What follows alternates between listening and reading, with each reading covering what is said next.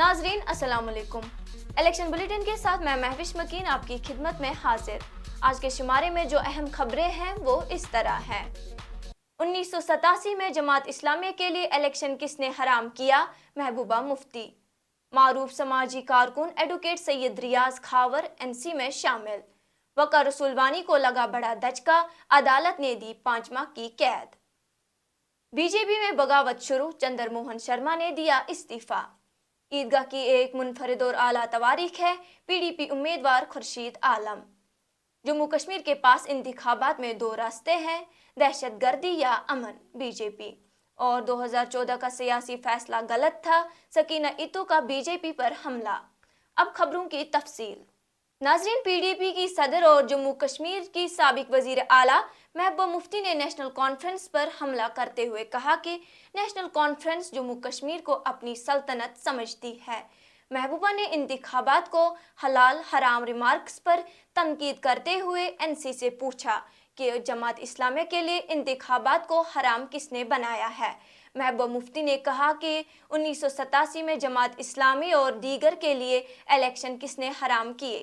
محبوبہ نے مرحوم شیخ محمد عبداللہ کا بھی حوالہ دیتے ہوئے کہا کہ جب وہ وزیر اعظم بنے تو انتخاب حلال تھا، اور جب انہیں عہدے سے ہٹایا گیا تو یہ 22 سال کے لیے حرام ہو گیا۔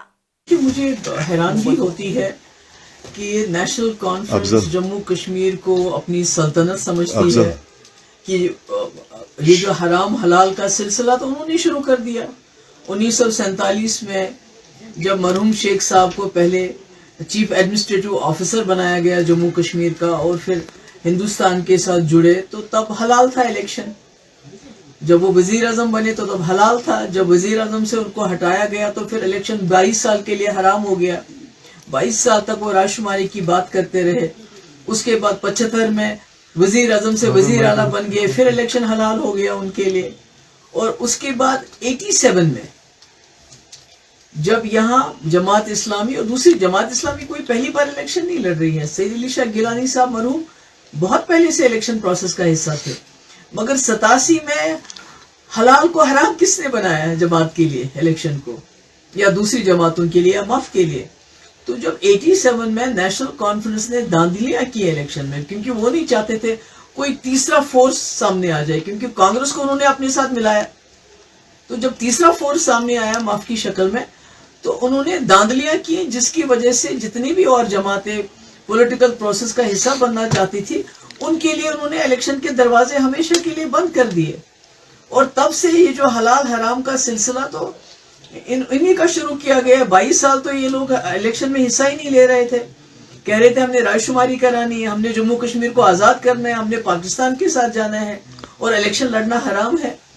تو مجھے بڑا افسوس ہے کہ اگر جماعت اسلامی الیکشن لڑنا چاہتی ہے بہت اچھی بات ہے، جمہوریت خیالات کی جنگ ہے، اور اس میں جب جو چاہے آ سکتا ہے، اور ان کو میں تو سرکار سے یہ بھی کہتی ہوں ان کا بین ہٹایا جانا چاہیے۔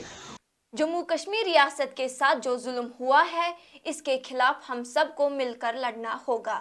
ان باتوں کا اظہار عمر عبداللہ نے آج اپنی رہائش گاہ گپکار پر جموں کشمیر کے معروف سماجی کارکن ایڈوکیٹ سید ریاض کھاور کی NC میں شمولیت کے دوران اپنے خطاب میں کیا۔ عمر عبداللہ نے ایڈوکیٹ سید ریاض کھاور کی NC میں شمولیت کو ایک بڑی کامیابی سے تعبیر کرتے ہوئے کہا کہ اگر NC سرکار بننے میں کامیاب ہو جاتی ہے تو ہم جموں کشمیر سے PSA کو ختم کرنے کے ساتھ ساتھ پاسپورٹ ویریفیکیشن کو آسان بنا دیں گے۔ تو یہ لڑائی ہماری اکیلے کی نہیں ہے، ہم یہ لڑائی مل کے جموں کشمیر ریاست کے لیے لڑ رہے ہیں، اور اس لیے ہم نے پچھلے دنوں کانگریس کے ساتھ ہاتھ ملانے کا فیصلہ کیا، حالانکہ اپنے منشور میں وعدہ کیا ہے کہ نیشنل کانفرنس کی حکومت آئی تو ہم جموں کشمیر سے PSA کا قانون جو ہے ہٹا دیں گے، تاکہ دوبارہ کبھی اس قانون کے غلط استعمال کی گنجائش نہ رہے۔ ہم نے کہا ہے کہ جہاں جہاں نوجوانوں کے ساتھ پکڑ دکڑ ہوا ہے، گرفتاریاں ہوئی ہیں، اس سلسلے کو ہم روکیں گے۔ نوجوانوں کو اور بزرگوں کو بھی ویریفیکیشن میں تنگ کیا جاتا ہے۔ پاسپورٹ جب حج کرنے جانا ہوتا ہے، پاسپورٹ بنانا ہوتا ہے، پاسپورٹ کی جب پولیس کی ویریفیکیشن ہوتی ہے وہ آپ کو ملتی نہیں۔ जब बैंक का लोन लेने जाते हो उसमें पुलिस की वेरिफिकेशन जब मांगी जाती है, ये लोग आपको देते नहीं है। जब सरकारी नौकरी लेनी होती है उसमें पुलिस का एनओसी चाहिए होता है, वो आप लोगों को देते नहीं। सख्ती और जुल्म के अलावा पिछले 5-6 सालों में हमने कुछ नहीं देखा। और इसलिए मैं आज सैयद रियाज साहब को नेशनल कॉन्फ्रेंस में आते हुए बड़ी खुशी महसूस करता हूं, क्योंकि मुझे लगता है इससे हमारे हाथ और ज्यादा मजबूत होंगे। कांग्रेस के साबिक चीफ जम्मू कश्मीर और बानियाल हलके के उम्मीदवार वकार रसूलवानी को आज उस वक्त एक बड़ा दचका लगा जब अदालत ने उन्हें 5 माह कैद और 1000 रुपया जुर्माना की सजा सुनाई है। 2012 के असेंबली इंतखाबात के दौरान वकार रसूलवानी ने गिलावटी के जूनियर हाई स्कूल में सरकारी इजाजतनामे के बगैर एक जलसा मुनाकिद किया था, जिसके खिलाफ ब्लॉक डेवलपमेंट ऑफिसर ने वकार रसूलवानी और दीगर 4 अफराद के खिलाफ मॉडल कोड ऑफ कंडक्ट की खिलाफ वर्जी का मुकदमा दर्ज किया। वही खुसूसी अदालत ने वकार रसूलवानी और दीगर 4 मुल्जिमान के खिलाफ इल्जामात को दुरुस्त पाया और उनको सजा सुनाते हुए 5 माह की कैद और 1000 रुपया जुर्माना आयद कर दिया है। वही बानिहाल के साबिक कांग्रेस यूथ सदर हशमतुल्लाह सुहेल ने अपने दर्जनों हामियों के हमरा नेशनल कॉन्फ्रेंस में शमूलियत इख्तियार की है और बानिहाल के एनसी उम्मीदवार सज्जाद शाहीन की मुकम्मल हिमायत का ऐलान किया है। कहा जाता है कि इससे एनसी को एक नुमाया फरोग मिलेगा। उधर बीजेपी को आज जम्मू में उस वक्त बड़ा दचका लगा जब बीजेपी के सीनियर लीडर चंद्रमोहन शर्मा ने टिकटों की तकसीम को लेकर बगावत शुरू कर दी। चंद्रमोहन शर्मा ने कई दहाइयों पहले जनसंघ में शमूलियत इख्तियार की थी और बीजेपी कारकुन के तौर पर कई बार जेल की सजाएं काटी, लेकिन असेंबली इंतखाबात में उनको मैंडेट न मिलने पर आज उन्होंने नाराज होकर पार्टी से इस्तीफा देने का ऐलान किया है और आज़ाद हैसियत से इलेक्शन लड़ने की धमकी दी।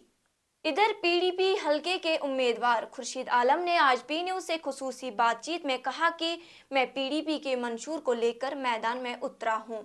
उनका कहना है कि ईदगाह की एक मुनफरिद और आला तवारीख है जिसको साबिका हुक्मरानों ने नज़रअंदाज करके इसकी तवारीख की हैसियत को ख़त्म करने की मज़मूम कोशिश की, जो एक अलमिया है।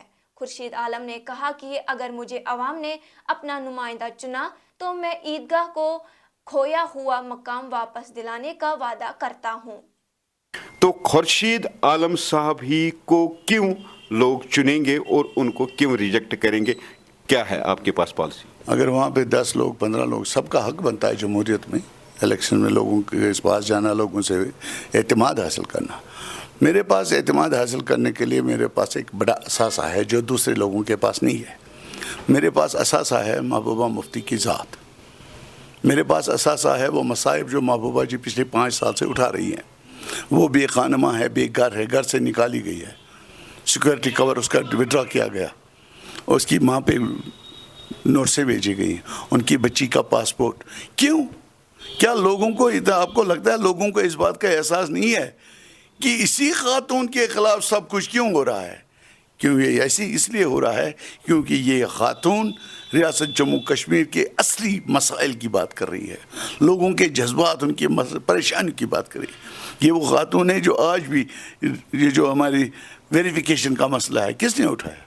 महबूबा जी का उठाया हुआ है। अगर आप उसकी पिछली कारकर्दगी को देखें, उसने क्यों इलेक्शन नहीं लड़ा? वो कह रहे हैं कि मैंने जो चीफ मिनिस्ट्री की है, मैंने 15,000 नौजवानों के केस विड्रा किए। मैं आज की इस प्राइम चीफ मिनिस्ट्री में क्या मैं कर सकती हूँ, या कोई भी क्या कर सकता है? सो जो जद्दोजहद का महवर है, जो ठैकुन सरमाए, मेरे साथ महबूबा मुफ्ती की ज़ात है जिसको लेके मैं चल रहा हूँ। उसी की बुनियाद पे, उसी के हौसलों के सदके मैं लोगों से गुजारिश करता हूँ कि इस इलाके की बेहतरी के लिए, बहबूद के लिए और रियासत जम्मू कश्मीर को बहरान से निकालने के लिए पीपल्स डेमोक्रेटिक पार्टी को वोट दीजिए। जहाँ भी महबूबा जी का कोई नुमाइंदा है उसको कामयाब करिए। इसकी मुकम्मल तफसील आपको हमारी चैनल पे मिलेगी। बी जे पी के जम्मू कश्मीर इंचार्ज बराए इंतखाबात जे.के. रेड्डी ने कहा कि जम्मू कश्मीर के लोगों के पास इंतखाबात में दो रास्ते हैं, दहशतगर्दी या अमन और तरक्की का इंतखाब करना। उन्होंने कहा है कि दफा 370 हमेशा के लिए खत्म हो गया है और इसकी वापसी का सवाल ही पैदा नहीं होता। रेड्डी ने कहा कि ये इंतखाब सिर्फ बीजेपी के लिए इंतखाब नहीं है बल्कि कांग्रेस एनसी इत्तेहाद के खिलाफ आंदोलन है। उन्होंने इल्जाम लगाते हुए कहा कि राहुल गांधी उम्र के इत्तेहाद का मकसद जम्मू कश्मीर में दहशतगर्दी और अलहदगी पसंद को फिर से जिंदा करना है, लेकिन हम इसकी इजाज़त नहीं देंगे। वहीं नेशनल कॉन्फ्रेंस की उम्मीदवार सकीना इत्तू ने मुख्तलिफ इलेक्शन रैलियों से खिताब करते हुए किसानों और बाग मालिकान से वादा किया है कि अगर एनसी इक़्तिदार में आती है तो हम सेबों पर से टैक्स हटाएंगे ताकि मकामी बाग मालिकान को फ़ायदा पहुँचे। उन्होंने 2014 के सियासी फैसले पर सख्त तनकीद की, जिसकी वजह से वादी कश्मीर में बीजेपी का असर रसूख बढ़ गया।